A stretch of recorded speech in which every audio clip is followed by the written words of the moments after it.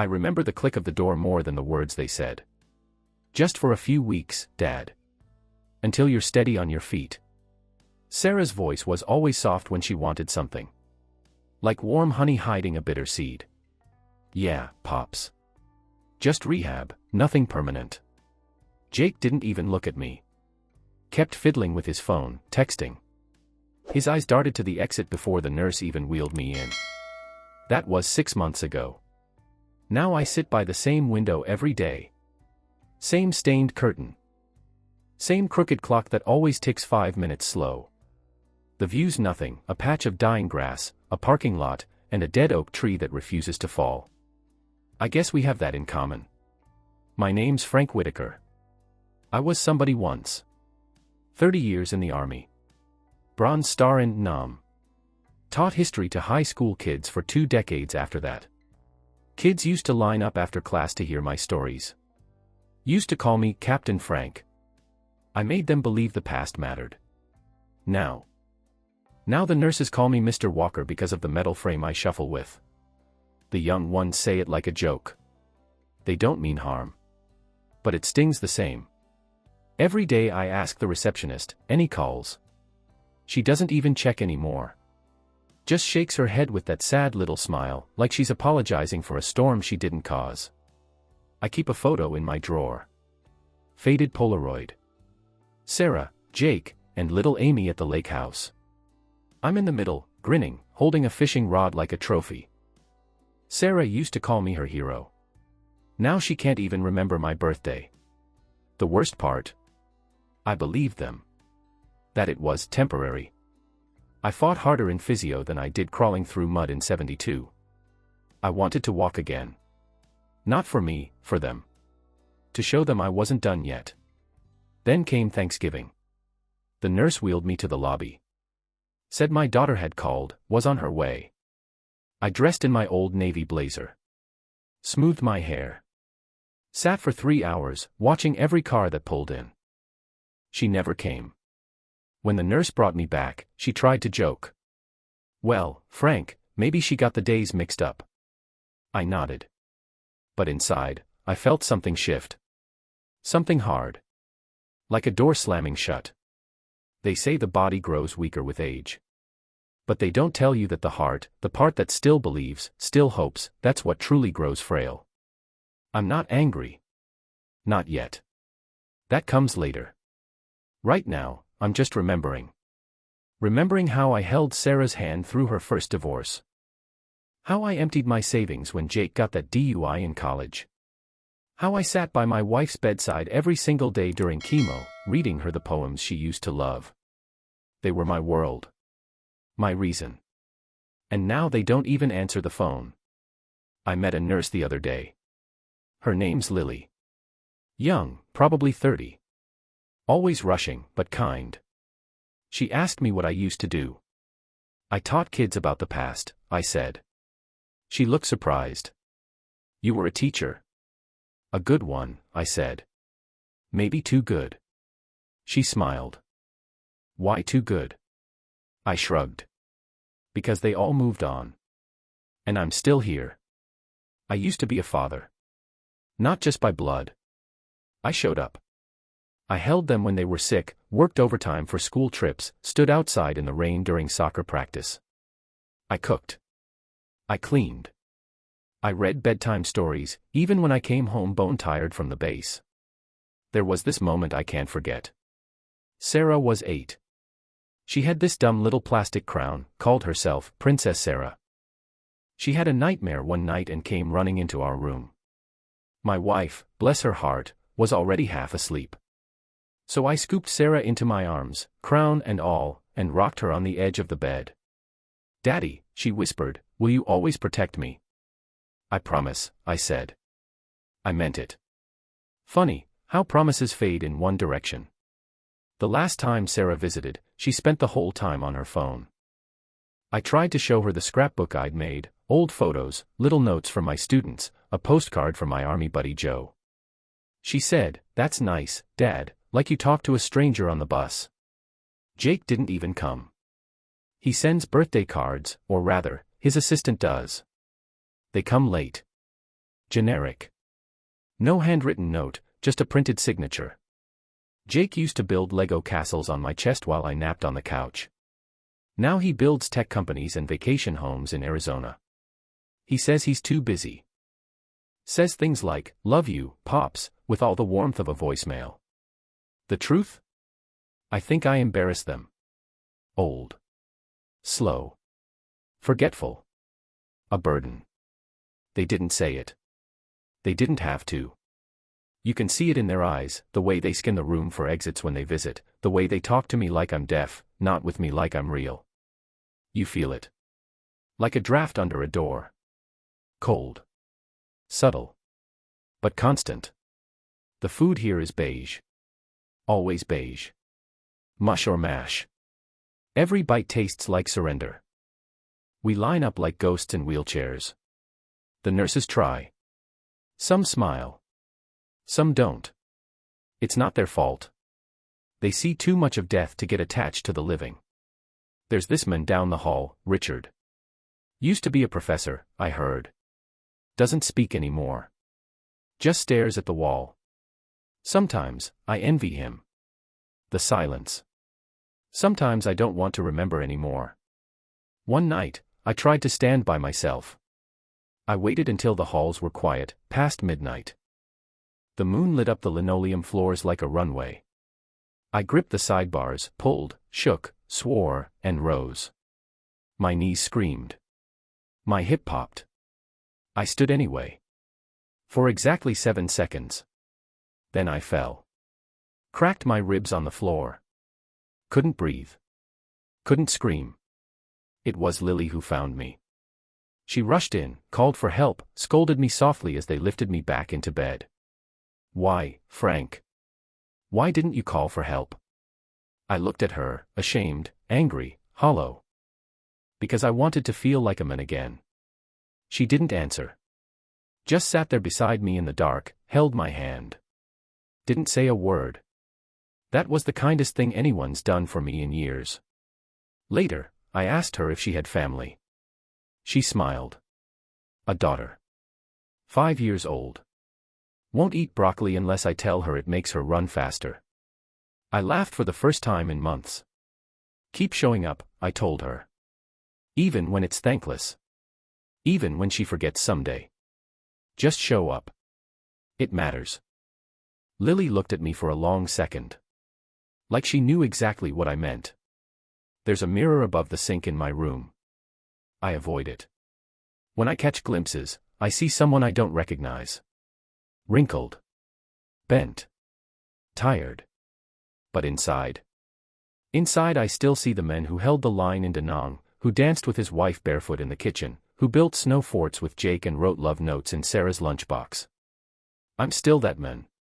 They just stopped seeing him. But that's about to change. I've started writing again. Letters. One for Sarah. One for Jake. Not to guilt them. Not even to ask why. Just to remind them who I was. And still am. I didn't rush the letters. That's the thing about age, time finally stops whipping you like a leash. I wrote slowly, carefully, the way I used to grade essays. Every word had to earn its place. The first letter was for Sarah. Dear Peanut. I almost crossed it out. She hadn't been Peanut in 40 years. But that was who she was to me, long before she became someone who forgot to call. I didn't write about the pain. I didn't mention the hospital, the falls, the waiting rooms. I wrote about the night she learned to drive.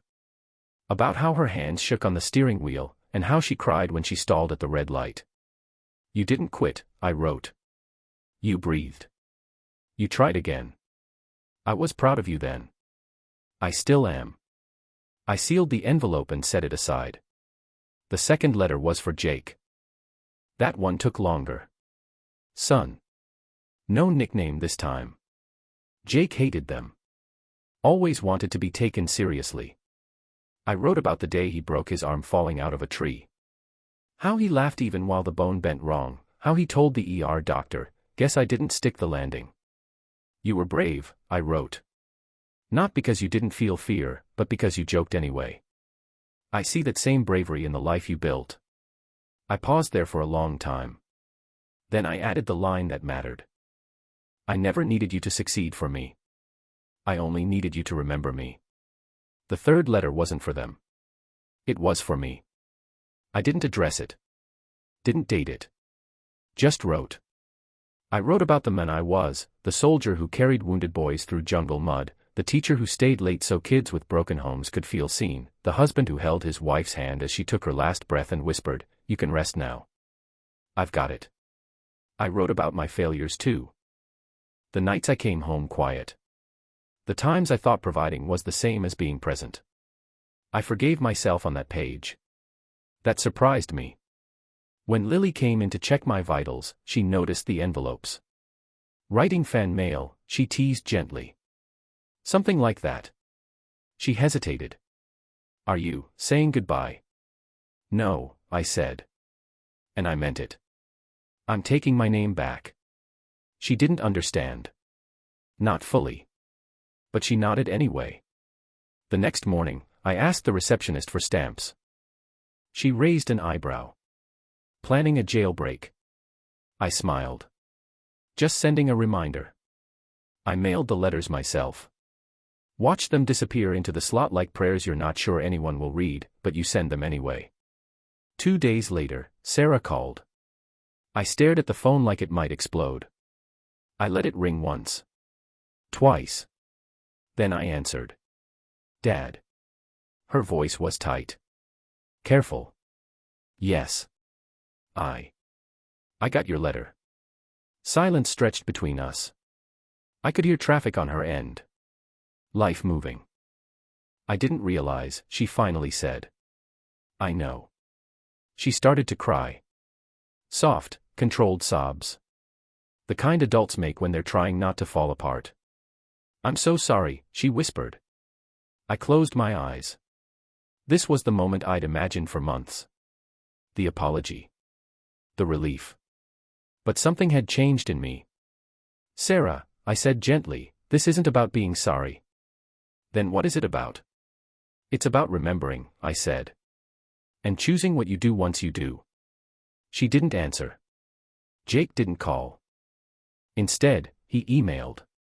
6 paragraphs. Carefully written. Too careful. He thanked me. Said he'd been meaning to reach out. Said work had consumed him. Said he hoped we could reconnect soon. I read it once. Then I closed the laptop. That night, I sat by the window again. Same dead oak. Same parking lot. But I felt different. Lighter. They knew now. And whether they came back or not, that part was no longer mine to carry. For the first time since they left me here, I slept without dreaming. 3 days later, Sarah showed up. Unannounced. The front desk buzzed my room and said, "Your daughter's here." I thought it was a mistake. But there she was, standing in the doorway in a gray coat, hair pinned up too tight, holding a paper bag with trembling hands. "I brought you those lemon cookies you used to like," she said, her voice breaking. I nodded toward the chair. She sat, carefully, like the air might shatter. "I read your letter 3 times, she said. I just looked at her. Not cold. Not angry. Just level. I don't know how we got so far away. You stopped calling, I said quietly. That's how far. She looked down. Bit her lip. I thought giving you space was helping. You were grieving. Then the fall happened, Anne. Her voice cracked. And I was scared, okay. You stopped being the strong one. And I didn't know what to do with that. That was the first time she said the truth. She wasn't cruel. She was afraid. Afraid of seeing me small. Frail. Human.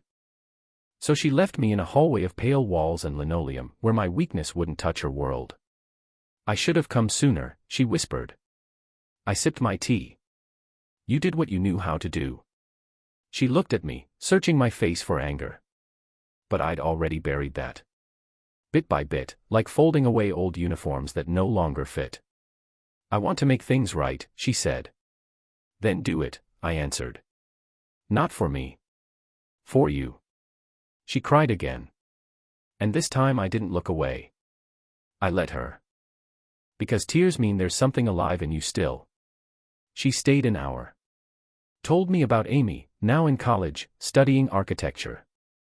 I remembered when she used to build towers from cereal boxes on my living room floor. Before she left, she hugged me. I didn't hug her back right away. But when I did, I held her with both arms. The way I used to when she was 8, and the world was still small enough for me to protect her. Jake came a week later. Not alone. He brought his assistant. Introduced him like I was interviewing for a job. Thought we'd stop by while we're in town. I looked him over. Tan face. Pressed shirt. Designer watch. But no warmth in his eyes. He stayed 15 minutes. Talked the whole time. Business deals. Florida condos. Some app he was launching. I read your letter, he said, almost as an afterthought. I figured, I said. You always read the parts that matter. But do you ever hear them? He didn't reply. When he left, he shook my hand like a client. The nurse asked later if he was my lawyer. I wasn't surprised. Jake didn't come to connect. He came to check a box. To convince himself he wasn't the villain in his own story. But villains rarely know they're villains. Sometimes they think they're just busy. That night, I found myself thinking of my wife. Of the way she used to run her fingers through my hair while we lay in bed, silent, nothing to prove. You've still got time, she used to say. Time to be the man you were. I used to think she meant I had to go back. Now I know better. She meant, you can become someone new. I've started walking again. Not far. 10, maybe 15 feet from the bed to the door. No one claps. No one takes pictures. But I do it. Because I can. Not to prove anything to Jake. Not to make Sarah cry. But because dignity isn't something they can give back to me. It's something I never lost, only misplaced. Richard, the silent man down the hall, watched me shuffle past today. First time he's moved in weeks. He nodded. Just once. That was enough. Sometimes, they come back too late. And sometimes, you've already come back to yourself. Lily brought me a cup of black coffee this morning. No sugar. No cream. Just the way I used to drink it when I was Mr. Whitaker, the teacher in room 202 with the booming voice and war stories students never forgot. You seem stronger lately, she said, setting the mug down beside me. I've been remembering who I am. She smiled. Want to tell me about him? I looked out the window for a moment, at the dead oak tree, the one I used to curse every morning for being the only view I had. Today, I noticed something different. A single green shoot had sprouted at the base. Small. Defiant. I used to be a soldier. A teacher. A husband. A father, I said. But somewhere along the way, everyone stopped looking at me. And I forgot how to look at myself. Lily pulled a chair closer. I kept going. I was never trying to be perfect. I just didn't want to disappear. And then one day, I realized, they don't erase you. You erase yourself, when you stop standing for something. That evening, during activity hour, the new volunteers arrived. College kids with clipboards and nervous laughter. One of them, a tall boy named Eric, asked the group, anyone here ever teach? The nurse gestured toward me. He taught history. Eric lit up. Would you be willing to give a talk someday? I'm studying to become a teacher. Something in me straightened. A spark. A thread. The same current I used to feel standing in front of blackboards with dusty chalk and a world of curious eyes. I nodded. Yeah. I've got one last lesson left in me. They arranged it for Friday afternoon. I didn't ask Sarah. Didn't tell Jake. This one was just for me. They set me up in the common room. I wore a blazer that didn't quite fit anymore. My medals pinned neatly to the lapel. The air smelled like cafeteria soup and sanitizer. But when I stood, cane in one hand, notes in the other, the room went quiet. I looked at the small crowd. A mix of patients, nurses, and a few volunteers. And I spoke. Not about battles. Not about presidents. Not even about wars. I talked about memory. How we carry it. How we lose it. How sometimes it gets buried beneath years of being overlooked, and how the cruelest thing anyone can do is to forget that someone once mattered. I told them. The past doesn't disappear. It waits. For someone to pick it up. Dust it off. And give it breath again. I watched eyes well up. Saw heads nod. Even Richard, the silent man down the hall, clapped when I finished. When it ended, Lily handed me a note someone left on my walker. It said, "You reminded me that I still have something to say. Thank you, Mr. Whitaker." No name. No signature. But I didn't need one. That night, I slept with the lights off for the first time in months. Not because I wasn't afraid. But because I wasn't lost anymore. The next morning, a nurse asked me if I wanted to be moved to a room with a better view, away from the parking lot and that old oak tree. I looked at her and smiled. No need, I said. The view's changed already. They still don't call every week. Jake's busy. Sarah's trying. But now I understand something they don't. I'm not waiting anymore. Because I already gave them my final gift. I reminded them who I was, without shouting, without begging. Just by being. There's a power in quiet things. A tree growing from rot. A man remembering his own worth. A lesson that echoes long after the bell rings. Subscribe and like. And tell your friends about this video.